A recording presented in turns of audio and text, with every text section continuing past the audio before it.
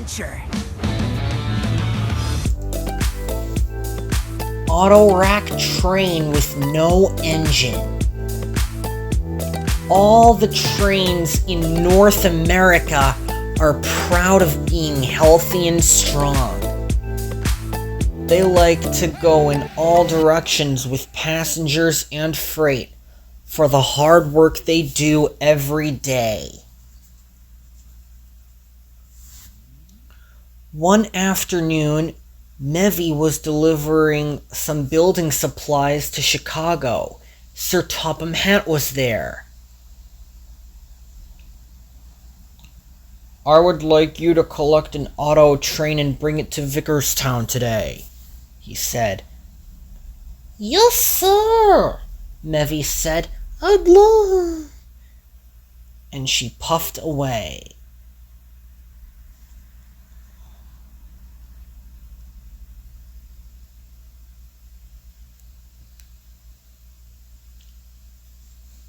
She was excited. In the shunting yard, James told Donald and Douglas all about the Autoracks. "A red engine can pull cars on a train sometimes," said James. "Vroom vroom deja vu is a special holiday," said Donald. "It's like Groundhog Day," said Douglas. A few minutes later, Mevi arrived at St. Nicholas rail yard to collect her Autoracks. "This is a really long train," she said. Beanish was shunting the other cars. "I must have these on Mevi's train soon," she said to herself. A few minutes later, the Autoracks were all coupled up to Mevi, and she set off toward Vickerstown.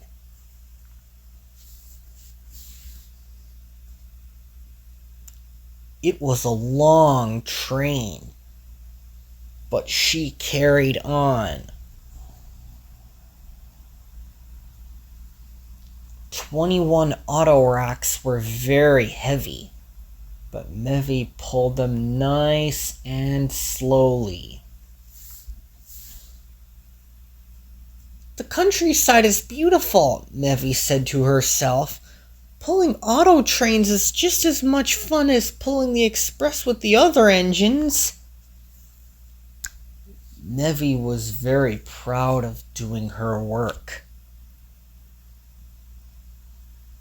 because the Autoracks were heavy. But Mevi carried on.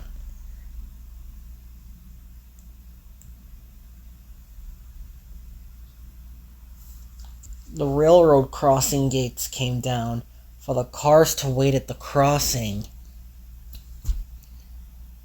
and Mevi steamed over it. "Auto train coming through!"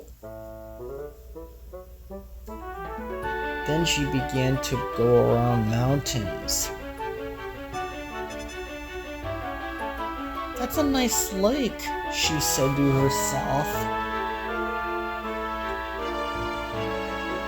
And then, ahead was a steep grade, and Mevi began to slow down.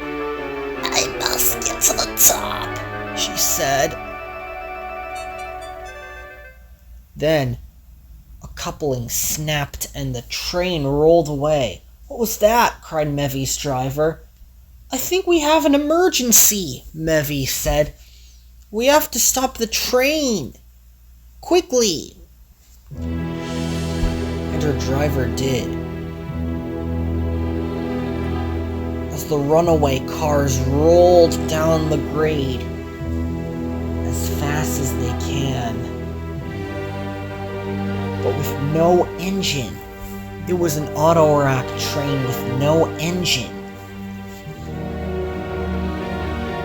"We can't stop," laughed the Autoracks.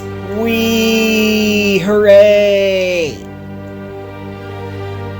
And the rail cars rolled through the countryside, with no engine pulling them, but with a brake van instead.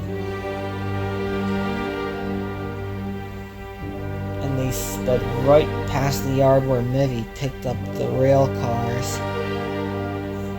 And the train went faster and faster.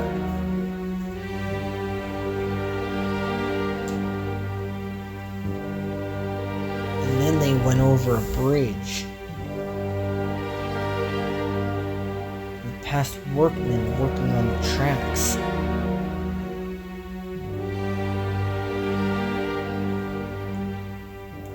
Further up down the line, Vovi was taking passengers to Klaborianis.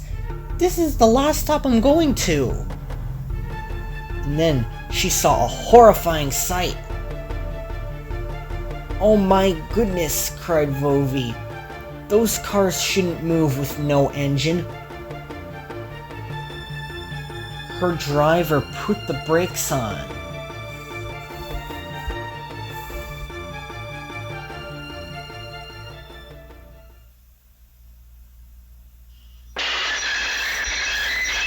But there was no way to prevent a collision. Mevi did the same thing.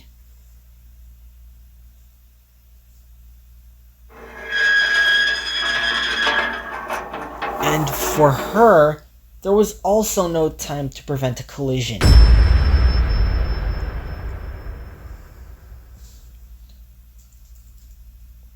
When James saw the wreck, he was surprised. Luckily, no one was hurt, but the passengers had been tossed around inside the coaches, and the autos inside the Autoracks exploded, causing a fireball which derailed Vovi. "I don't look very good," Vovi said. "I'm stuck."